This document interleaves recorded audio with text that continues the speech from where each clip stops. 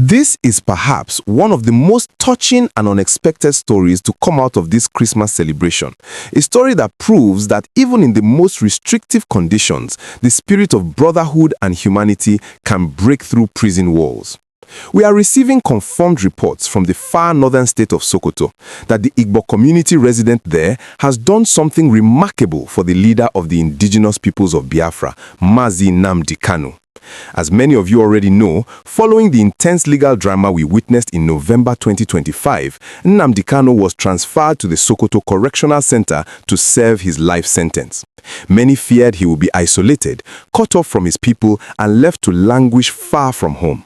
But this Christmas, the Igbo community in Sokoto proved that distance is not a barrier to loyalty. They didn't just visit him, they turned the entire prison into a banquet hall in his honor.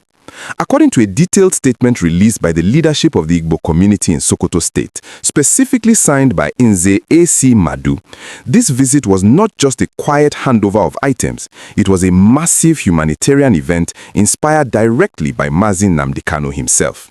You see, when the community leaders initially approached the idea of bringing festive food for Kanu to celebrate Christmas, they were met with a request that speaks volumes about the man's current state of mind. Report indicates that Kanu made it clear he would not dine alone while other inmates went hungry. He reportedly preferred to share whatever he had.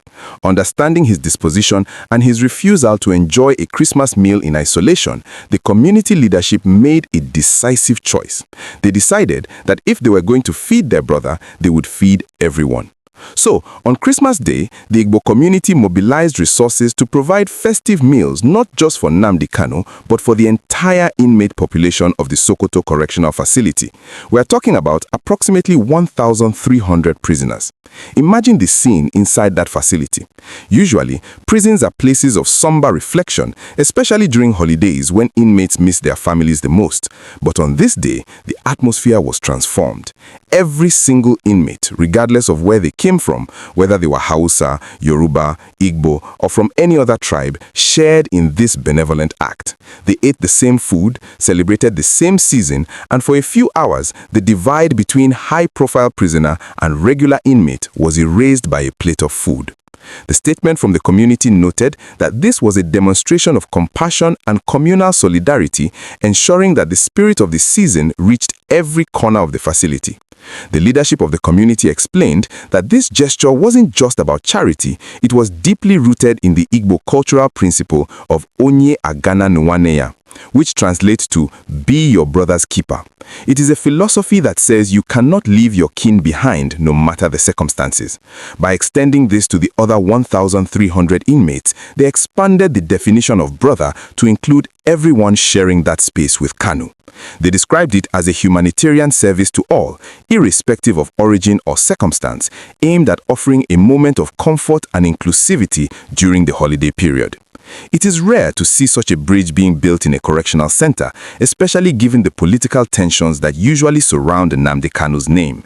In Sokoto, far away from the agitation in the southeast, this act served as a powerful message of peace and unity. Now, before we go deeper into the significance of this move and the reactions it is generating across the country, I want to take a brief moment to ask you something. Stories like this, stories of unity, unexpected kindness, and the real situation on the ground is what we strive to bring you every single day. If you are enjoying this narrative and want to stay updated on Nnamdi Kanu's situation in Sokoto and other major stories breaking in Nigeria, please go ahead and smash that like button. It really helps us get this video to more people. And if you haven't subscribed yet, please click that subscribe button and turn on the notification bell right now.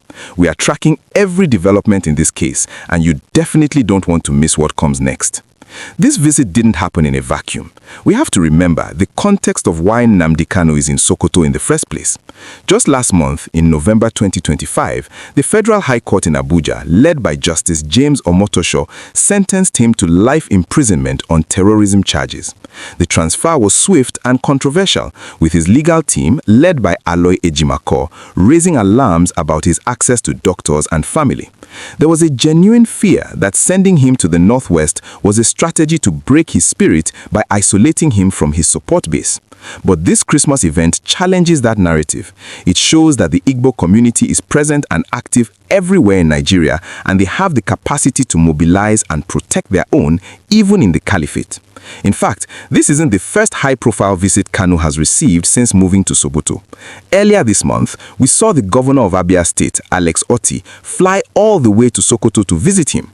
Governor Otti was accompanied by Kanu's younger brother, Prince Emmanuel Kanu, and they were received by top Sokoto State government officials.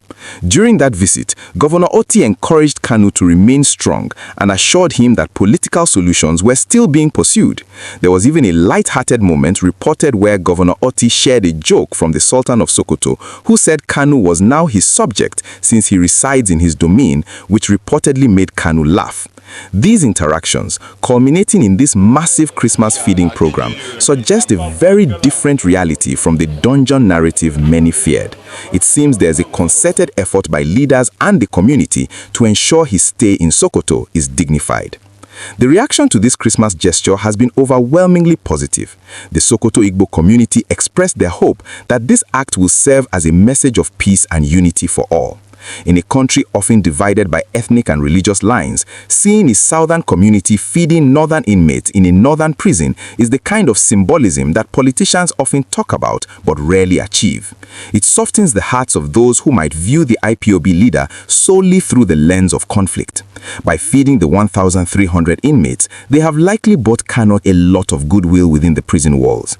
In a correctional environment, being the reason everyone gets a special Christmas meal makes you a very popular figure.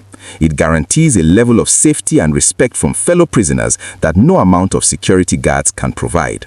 Moreover, this event aligns with the recent visit by Bishop Matthew Hassan Kuka, the Bishop of Sokoto Diocese. Bishop Kuka, who is known for his prison outreaches, also visited the facility recently. While he clarified that his visit was routine, the convergence of the church, the political leadership from the southeast, and now the community leadership all focusing on this one facility in Sokoto keeps Nnamdi Kanu relevant and in the public eye. The government might have moved him away from Abuja to reduce the noise, but the noise has simply followed him to Sokoto, albeit in a more humanitarian and peaceful tone.